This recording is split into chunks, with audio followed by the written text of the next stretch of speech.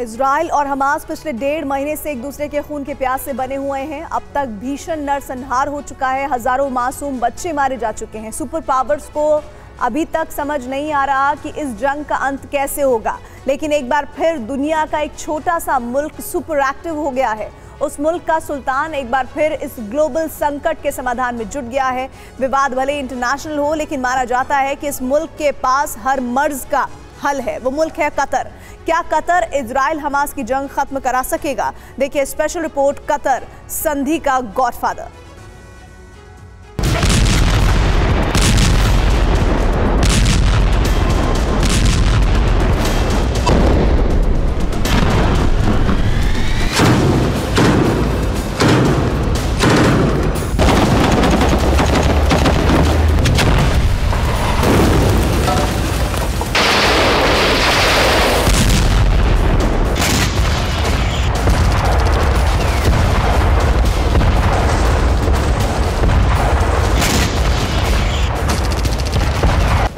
Israel Hamas जंग को 48 दिन बीत चुके हैं। दुनिया भीषण विनाश और नरसंहार की तस्वीरें नंगी आंखों से देख रही है।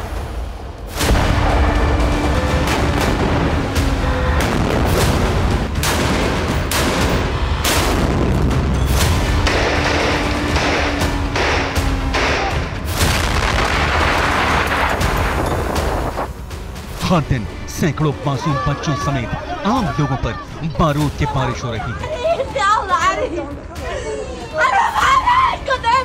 दुनिया के सुपर पावर्स सन्न हैं। न इजराइल झुकने को तैयार है और न हमास पर किसी का जोर।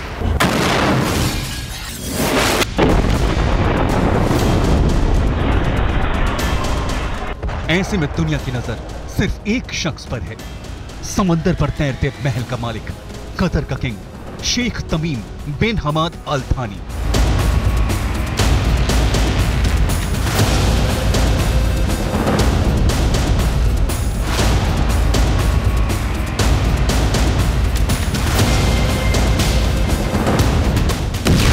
रूस यूक्रेन जंग की बेभत्स तस्वीरें दुनिया ने देखी और पिछले 48 दिनों से जारी है इजराइल हमास के बीच भीषण युद्ध।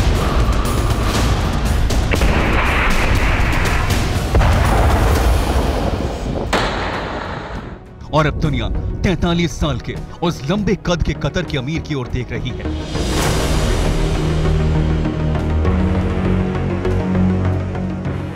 दुनिया को लगता है कि शेख तमीम बिन हमाद अल थानी ही वो शख्स हैं जो इजराइल और हमास के बीच जारी जंग को रोक सकते हैं।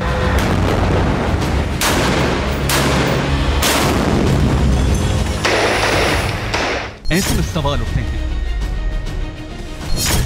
क्या कतर के किंग के पास इजराइल हमास जंग को रोकने का रास्ता है?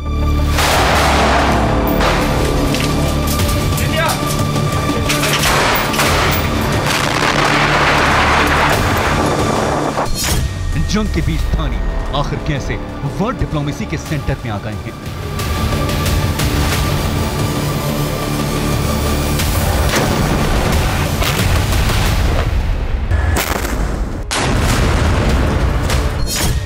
जो काम दुनिया की महाशक्तियां नहीं कर सकी, वो कतर कर सकेगा।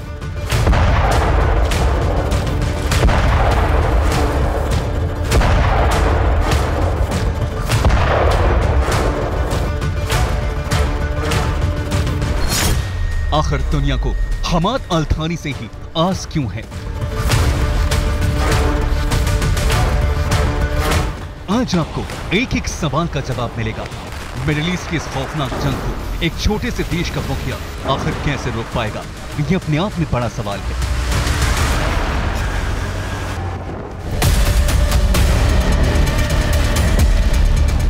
क्योंकि क्षेत्रफल के लिहाज से दुनिया के नक्शे में कतर बहुत छोटा देश है।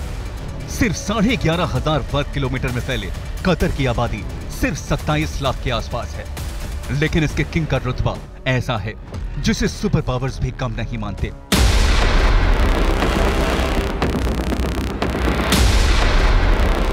शेख तमीम बिन हमाद अल थानी के स्वागत की तस्वीरें आपको हैरान कर देंगी। अस्सलाम जमहूरी, हारस الشرف، سلام خذ هذا للتفدي سيدي।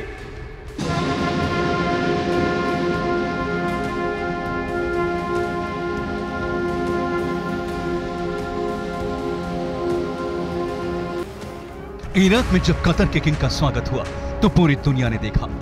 तीनों सेनाओं ने सलामी दी।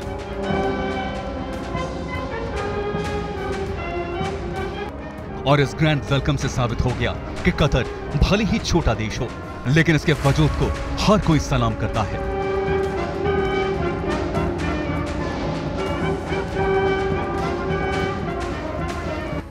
वजह है इसके किंग शेख तमीम बिन हमाद अल थानी। और अब यही दावा किया जा रहा है कि इजराइल हमास की जंग अगर कोई खत्म करवा सकता है तो वो कतर के किंग ही हैं। इजराइल हमास जंग पर कतर की पैनी नजर है। कतर के किंग खुलेआम कहते हैं कि गाजा में नरसंहार की इजाजत किसी को नहीं दी जा सकती। نحن نقول كفى لا يجوز أن تمنح إسرائيل ضوءا أخضر غير مشروط وإجازة غير مقيدة بالقتل، ولا يجوز استمرار تجاهل واقع الاحتلال والحصار والاستيطان، ولا يفترض أن يسمح في عصرنا باستخدام قطع الماء ومنع الدواء والغذاء أسلحة ضد شعب بأسره. نحن ندعو إلى وقفة جادة إقليمية ودولية أمام هذا التصعيد الخطير الذي نشهده والذي يهدد أمن المنطقة والعالم. जंग के बीच दुनिया के लीडर्स कतर की राजधानी दोहा का दौरा कर रहे हैं। कुछ दिन पहले अमेरिका के विदेश मंत्री एंटनी ब्लिंकन दोहा पहुंचे। उन्होंने कतर के किंग से मुलाकात की। अमेरिकी राष्ट्रपति जो बाइडेन और कतर के किंग अल थानी की मुलाकात हुई। इस दौरान दोनों नेताओं के बीच हमास आतंकियों की ओर से बंधक बनाए गए लोगों की रिहाई के साथ तमाम मुद्दों पर बातचीत हुई। तो वहीं मोसाद के चीफ डेविड बार्निया भी दोहा पहुंच चुके हैं। इजराइल के खिलाफ जंग में ईरान हमास का समर्थन कर रहा है। तो वहीं हमाद अल थानी ने एक दिन पहले ही ईरानी विदेश मंत्री हुसैन अमीर अब्दुल्लाहियन से भी बात की। युद्ध को खत्म करने के लिए कतर के अलावा मिस्र और अमेरिका एक्टिव मोड में हैं, लेकिन सभी की नजरें शेख तमीम बिन हमाद अल थानी पर टिकी हुई हैं। आखिर थानी में ऐसा क्या खास है? कतर के किंग पर क्यों दुनिया की नजरें टिकी हैं? आज आपको एक एक सवाल का जवाब मिलेगा और ये तस्वीरें उसकी तस्दीक कर रही हैं।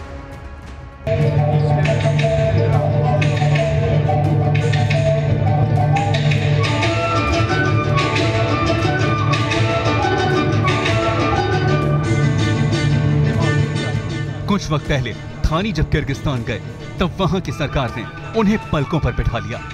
जबरदस्त शाही सम्मान दिया गया। सेना ने सैल्यूट किया। तो वहीं परंपरागत शाही नृत्य से थानी का स्वागत हुआ।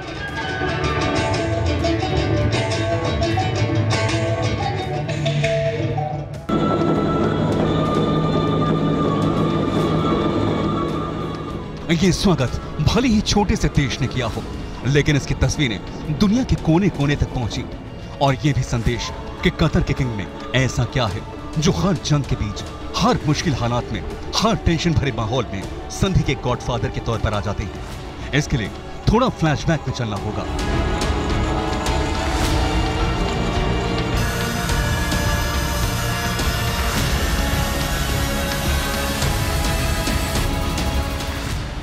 इतिहास में ऐसी तस्वीरें शायद इससे पहले कभी आई हों। अफगानिस्तान में तालिबान का कब्जा होने के बाद काबुल एयरपोर्ट पर भारी भीड़ जमा हो गई थी। काबुल एयरपोर्ट से अमेरिका का आखिरी जहाज टेक ऑफ करने वाला था। जैसे ही प्लेन टेक ऑफ करने के बाद हवा में पहुंचा, इसके पहियों पर चढ़े लोग एक एक कर नीचे गिरने लगे।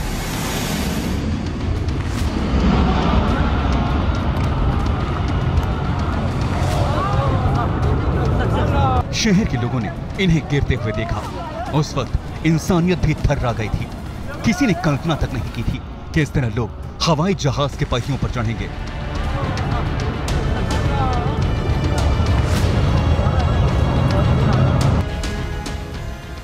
लेकिन यह 20 साल तक चली जंग का अंत था। यह अमेरिका और तालिबान के बीच 2 दशक की लड़ाई का आखिरी दिन था। और अमेरिका और तालिबान के बीच डील करवाने वाला कोई और मुल्क नहीं बल्कि कतर ही था। अफगानिस्तान में साल 2001 से ही तालिबान और अमेरिका के बीच संघर्ष चल रहा था।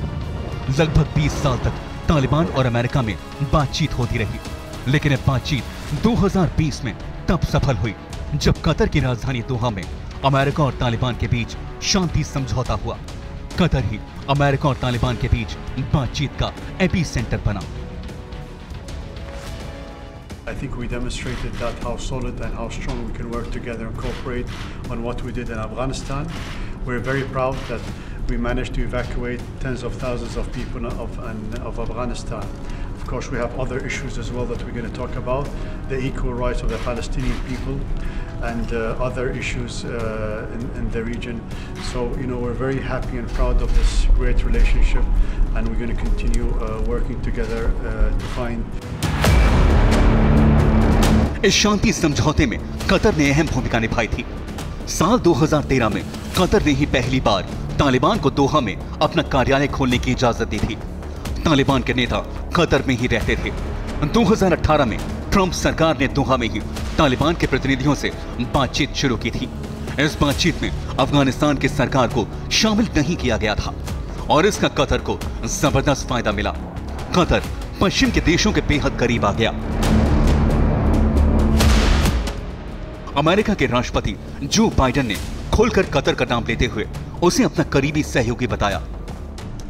Qatar is a good friend and reliable and capable partner, and I'm notifying Congress that I will designate Qatar as a major non-NATO ally to reflect the importance of our relationship. I think it's long overdue, and I want to thank you again, Your Highness, for being here and for making this trip. For you, your commitment to our friendship and between our nations. ये super power America से Qatar के king की नजदीकियों का सबसे बड़ा सबूत है।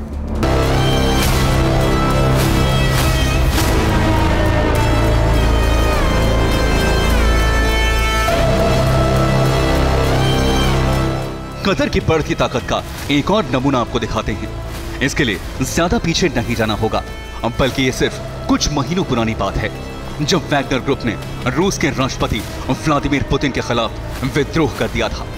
तब भी कतर के किंग ने पुतिन से बात की थी। कतर के किंग ने पुतिन को भरोसा दिया था कि कतर रूस के साथ कंधे से कंधा मिलाकर खड़ा है। यह बेशक छोटे से देश का सपोर्ट था, लेकिन इसके कई मायने निकाले गए, क्योंकि जिस कतर को बाइडेन ने अपना करीबी सहयोगी बताया, उसने पुतिन के साथ दोस्ती दिखाने में जरा भी गुरेज नहीं किया। और अब इजराइल हमास जंग के बीच कतर को संधि का गॉडफादर माना जा रहा है। वेस्ट को यकीन है कि जरूर दोहा के रास्ते इस जंग का कोई ना कोई हल जरूर निकलेगा।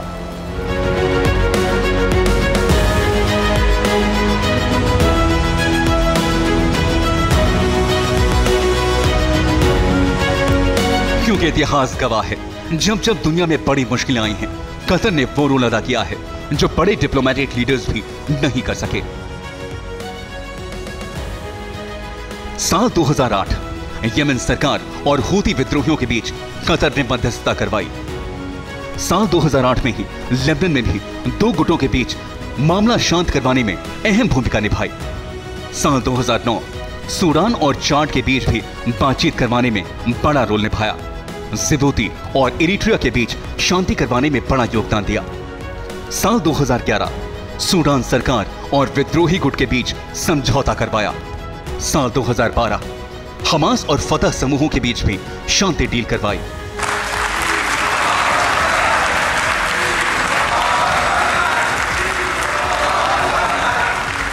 इसके अलावा तालिबान और अमेरिका के बीच ऐतिहासिक समझौते के बारे में दुनिया जानती है, जिसके पीछे दोहा की ही सरकार थी। ऐसे में सवाल है, आखिर छोटे से कतर ने अपने आप को वर्ल्ड लीडर्स की लिस्ट में इतना बड़ा प्लेयर कैसे बना लिया? एक वक्त था जब कतर की गिनती दुनिया के गरीब देशों में होती थी, लेकिन आज कतर खाड़ी देशों की 5वीं सबसे बड़ी अर्थव्यवस्था है। तो इसका एक ही जवाब है, वो है कतर के किंग शेख तमीम बिन हमाद अल थानी।